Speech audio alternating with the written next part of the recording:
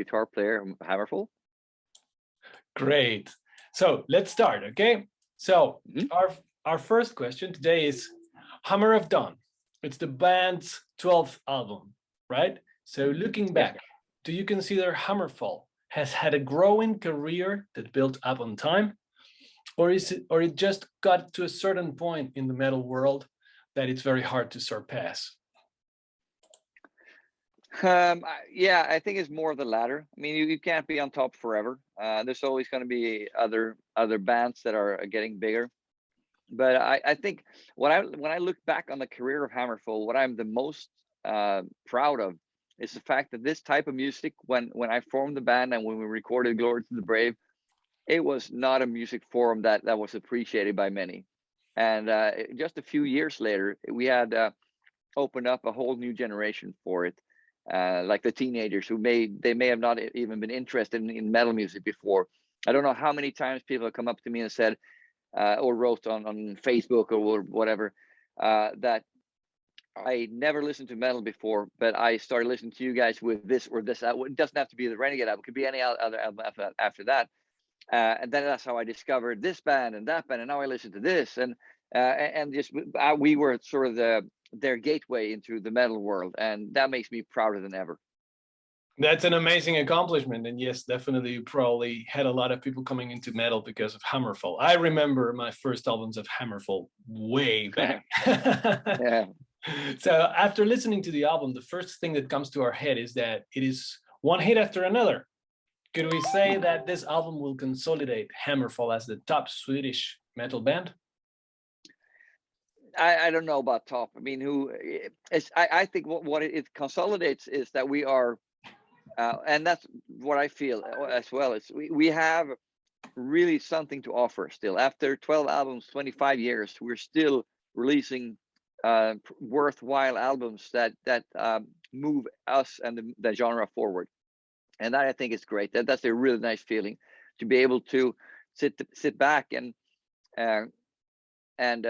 look at your album and say, okay, this album was absolutely moving forward. This is not just, we're not just treading water or releasing another record just so we can go out on tour whenever that happens. But you know, that's how people sometimes reason. But from my point of view, we're doing an album that's as vital and as interesting and as good as any other album that we've ever done. And I think that's a terrific feeling for me to have that as after so many years doing the same thing basically. Congratulations. I actually loved the album. I had the privilege of listening it before other people, so it's a big yeah. And I must say it's amazing. Well, on what you were saying, I guess that the pandemics has at least left us with one good thing, and that is that the bands had the time to sharpen their creativity and deliver even better albums, right? Has so much time without touring influenced in polishing the ideas and finishing these albums? Yes and no. So there are good and bad things with this thing. So the good thing is that we had time in the actual studio. We didn't have to worry about leaving next weekend for a festival or whatever. You know, we didn't have to worry about any of that stuff. We didn't have to be done in 2 months because then the next whatever starts. We had we began to record the drums in March, guitars and bass in April and May, and then the finished product was delivered at the end of September. So we had many months to listen to the songs, listen to what we've done, just get to know the stuff and be sure that this is good. You know, this is as good as we can get it right now. So that was good. You know, just the time and also the recording process was easy because we didn't have to stress anything. You could just go in there, record, and not have to worry about being done in time or whatever because you had so much time. But the songwriting part, the creative part, was a bit difficult sometimes. Not always. It was up and down. But for me, the first 6 months, let's say, of the pandemic, maybe 4 to 6 months was great. I wrote a lot of great stuff. I was riding a wave basically, coming off the tour. We ended the tour in the end of February in 2020, and 2 weeks later, the whole world shut down basically. So we were fortunate. We had to finish that tour. We got to finish all the shows that we did. So we had to cancel stuff as well afterwards. But like the European tour was done, and so I was kind of riding a wave. You know, I was happy. I didn't know, and like nobody knew, of course, in the beginning how serious this was going to be. So I kind of thought a couple of months, and we'll be back on stage again by summer, probably. You know, that's what I thought initially. Of course, what did I know, right? But Nobody knew. that was my no, of course not. So when summer rolled around and things like you know, these shows are canceled, festivals are moved or postponed, I was like, okay, yeah, what else? What are you going to do about it? Nothing you can do really. So I decided to enjoy the summer instead, because this was the first summer in a long while that I had together in Sweden, unbroken, like didn't have to go anywhere. I could spend it with my family, do whatever stuff we wanted to do. So I enjoyed that time a lot. That created a lot of songs as well for me, a lot of inspiration during that time, because I was feeling happy and good. And then when fall rolled around, and that was also a time when it seemed like things are opening up, and then by September or whatever, no way, we're closing everything down again. And so in October or November, it was kind of bleak a little bit, because you didn't know what's going to happen. You know, it looked like we didn't know. The future was very uncertain at that point in time. It was really difficult for me to go into the studio and create, because I didn't feel good anymore. I felt unsure, worried maybe. I didn't have any adrenaline from any live shows. I hadn't had for 6+ months. It was weird. You know, I did write like Venerate Me, for example. I wrote during that time. So good stuff came out of it. It was just very hard to pull it out. You know, I had to work a lot harder to get it out. But on the other hand, Venerate Me is one of my favorite songs on the whole album. So, you know, it was a dark time, but if you've been doing this for as long as I have, dark times always show up. Just this time was hard to see a future for it, or the bright times coming, because you didn't know when the pandemic was going to end. Yeah, the uncertainty, right? Yeah, uncertainty, exactly. That's the worst part, not knowing. You know, if not knowing kills me, you know, that's the worst. But you always know that the dark times will be replaced by better times. It's always the same. You have a little time every songwriting session or whatever. There comes a time when things aren't flowing as freely anymore, when you have to work, or if you sit down for hours and nothing happens, you get nothing from it. You don't feel any energy to do it. And that was the big problem, I think. I didn't feel any excitement to write songs, because I didn't have anything to look forward to professionally at the moment. So but we managed to pull through that as well. But it's like I said, up and down, you know, good things, bad things. Amazing. Like with anything in life, I guess. Yeah, and it's the first time, I think, that the whole of humanity, regardless of their place of birth or color or anything, we all had the same feeling, uncertainty, right? So going out of uncertainty, let's believe that this time it's gonna work. So I believe it's the first time you play such big venues in Spain, right? And you're gonna do this hand in hand with Halloween. That's right? Amazing. Okay. That's really amazing. What can we look forward to see on these two mighty metal bands coming together and delivering such big shows? Yeah, I mean, we're chomping at the bit to get started. Like this tour can't start early enough for us. It feels now it's really time. It's going to be more than 2 years off the stage, which is, I don't know when that happened last time, which was, if it was involuntary, you know. So for us, it's a big thing. I think just being on stage and being on tour again is going to be really, really exciting for everybody. Like people are gonna explode during the shows, basically. But in terms musicians of and people attending, right? Yeah, absolutely. And that's the thing with a heavy metal show. You have the musicians, the performers, but you also need the audience. You need that feedback, the back and forth. And that's why I don't think a heavy metal show as a live stream event without audience works at all. It just falls flat, in my opinion. You can do it in various ways and maybe, you know, spice it up a little bit, but the concert emotions, you can never get those. You can't replicate those it's not an actual concert. So live is it's going to be, exactly. Live is live. That's the only thing you can take out of it. So. Absolutely. So do you think that the fact that you're playing bigger venues in Spain this time it means that you had grown a bigger fan legion in the last years? Probably not. I mean, this is the Halloween tour, more or less. I mean, this is sort of a co-headline thing. We did get a lot of space, a lot of time and everything, but it still is the Halloween tour. You know, they're the ones who booked it, and we wouldn't be in these big venues without Halloween. That's absolutely no way. So, but hopefully, people will, because I think if you like Halloween, if you're a big Halloween fan, you never really heard of Hammerfall. Maybe you have heard me a long time ago. You know, you've fallen out of the sync or whatever, or maybe you're not that interested in Hammerfall. I think if you come see us live, then you will absolutely change your mind. That's Hammerfall is a live band first and foremost, and that's why we're doing this, or that's why we're so excited about doing these things, because we get to perform for hopefully a bigger audience than we would have otherwise, and hopefully again these people will come out of this thinking, if Hammerfall comes back next time, I'm gonna go. That's the whole idea of it, and that's what we're hoping for. I'm really looking forward. Thank you. Me too. Personally, I'm also a metal guitarist, so I'm going to ask you. I see that in the background. Yeah. Yeah. So I heard that you say you're a lot more into riffing than into lead guitar playing, right? Absolutely. Do you think this has had an impact on Hammerfall's overall sound? Oh, for sure, no question about it. Everything I know, well, more or less everything. I learned the pentatonic scale once, you know, when I was 14, but I don't really use that in Hammerfall so much. So that's basically all I know that I've been taught. So everything I know about guitar playing is I've taught myself, like by listening to my favorite bands, favorite artists, and playing those things and incorporating my own style into that. That's how I've written my songs over the years.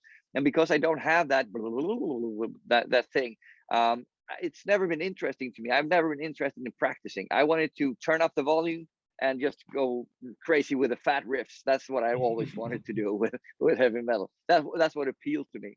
And I've been sort of learning how to play lead guitar as well along the way. But I think absolutely that has influenced the way I write music, for sure. That I was never about the lead guitar. More, it's always, for me, it was always about creating riffs and good music and a great song. Because that's the thing. No matter how good you are at guitar playing, if you can't write songs, you got nothing anyway. Like at least not in terms of you know, for people to listen to. Yeah, absolutely. There's something definitely there to that, right? Because we could very well, as guitarists, say that the Swedish has had a big impact in guitar playing along the way, right? You get Ingwe, for example, or to more modern stuff like Meshuggah guys, who are probably the kings of 8-string gent kind of riffing. Right? So it's very much on that side. What do you think is there in Swedish people that you have? I think that there's probably in Europe, there's probably not other country that has so many big names in the metal scene, right? I mean, without the UK, of course, but for example, Swedish being a small country, what makes it, right? I mean, I could say Hammerfall, Ingwe, Meshuggah, Arch Enemy, Dark Tranquillity, Opeth, I mean, and the list goes on.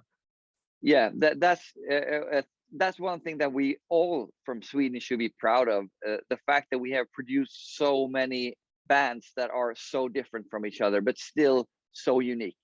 That is the biggest thing. All those you mentioned, you can add Hardcore Superstar or Sabaton or you know, Europe, whatever. They all sound so special, and I think that's the biggest part of being because everybody wanted to stand out. Everybody wanted to do their own thing. Nobody wanted to copy anybody else. Like they all wanted to do something that sounded like these individuals. So individuality has always been extremely important to musicians from Sweden. Why that is, I don't know, but that's the thing. And people have, in all these bands that we mentioned, like In Flames, Entombed, don't forget all those the Stockholm death bands and all those guys. And At the Gates, really, the list can go on forever, right? Forever. So it's something that's very unique to Sweden in that way, and it's just in our blood to want to follow our own path instead of treading other bands' path or other people's path all the time. Just not following anybody, but blazing the trail instead. Yeah, but so many have gone into metal because you can do that and go into jazz or fusion and stuff. But it's metal, true. more and more metal bands coming out of Sweden, right? True. Yeah, that's true. I mean, hard rock and heavy metal has always, since early 80s, it's been a really big thing here in Sweden. So everybody, I mean, I grew up with that. I'm born in 72, so I grew up in the 80s more than any decade. Well, I grew up in the 70s too, but I didn't know what metal was back then. So once I started learning, and I was in the perfect age for that, and that's the generation we're in right now, that all those bands that we mentioned are from basically the same generation. And so hard rock, you know, with Twisted Sister or Wasp or Kiss, all those bands were really popular in the 80s, and they had a music magazine called OK, which was a music magazine. They had everything in there. But they gave rock music or hard rock music or metal music an equal share. So they had, and after a while, it just took over in Sweden. It was more metal music than anything else in that magazine. And that was something that, I mean, 80% of all the kids bought this and read it. It was unbelievably big. There was only, maybe the only one as well existing in Sweden at those times. So if you ask somebody in my age about OK, they will smile and like, yeah, I remember this very fondly. It was such a big thing for them and for everybody. And it's just ingrained in society, this thing, you know. And Sweden is a country that has always had a good eye towards culture. Not anymore. Now it's starting to fall apart. But when I grew up, it was encouraged to play music. You could find rehearsal rooms. Like our first rehearsal room was not our own. We were part of a music circle, they called it, like sponsored by the city government or something, or you know, kind of like outside forces anyway. So you didn't really have to pay anything, just a little bit, just to be able to do this. You got 2 or 3 slots a week you could rehearse in, and everybody shared. You had to bring your own guitar or bass, but everything else was there. And so people made it easy for bands to grow and to come out of this. And now it's of course different. Now it's not the same anymore at all. The cultural, the culture on any kind of means, cultural stuff has gone down a lot over the past 10, 15 years maybe. But when all these bands that we mentioned came about, it was still big as hell. And that helped. I mean, that made all the difference, I would say. That and the drive of the Swedish musicians. Amazing, Oscar. So last one, and I'll let you go and finish your job. So this is a very personal one, and I was going through videos and stuff. What's the story behind the Hammer guitar? Who came up with that design, right? And main question: is it comfortable to play on that? Oh yeah. It is actually more comfortable than you think. So the idea, I mean, I grew up, like I mentioned before, with bands like Kiss. Gene Simmons had the axe bass. Right. That to me, to this day, still is the coolest guitar or bass guitar I've ever seen in my whole life. It's just perfect in every way. My idea, I came up with this idea maybe 15 years ago. I think it was around around that time. Just to have a hammer guitar, of course, for Hammerfall. That was obviously the inspiration, but it came from the Gene Simmons axe bass, and so just I could have a hammer, and I tried to get this done. People weren't interested really. I didn't get any good feedback from the guitar companies at all that I talked to. So that idea became I forgot about it, or you know, I didn't push it anymore because I didn't get anywhere. And when we hooked up with Sandberg guitars in Germany, they build all of their instruments by hand anyway. So they had no problem manufacturing exactly like to my own specifications, whatever I wanted. And when I first got that guitar, I remember this was at the Wacken Open Air. They were a little bit late with it, so they had to deliver it to me personally. He had to drive from wherever he was in Braunschweig, I think, to Hamburg, to Wacken, to give it to me so I could have it on stage for that night. And I mean, some people think it's corny and stupid, but I I love find it great. I love it, man. I mean, just and seeing you just lift it as a hammer yeah, after you play that, it, I mean, it's epic. yeah, it really, I mean, I feel that. Look, the thing is with this, I said this before, we do these things because we want this. I mean, that's what I would want out of a band. If I was a fan of Hammerfall, that's what I would want out of the band. You know, these things, that's what I want out of my bands, to do something special, but within the whatever their, you know, their parameters. And with this this hammer guitar is, it's just one of those things that it gets a lot of recognition, but it also gets some like some people, oh, that's the stupidest thing I've ever seen. They say, But those in things, marketing, they say there's no such thing as bad publicity, you know? that's true. That's very true. But the thing is, I don't care. I'm not doing it for anybody else. I'm doing it for myself. I'm doing it because I think it's cool, and that's the bottom line. Amazing, amazing, Oscar. So, hi, this is Oscar from Hammerfall. I want to say a big thank you to EMP Spain and Electric Drinks. One more riff, one more beer.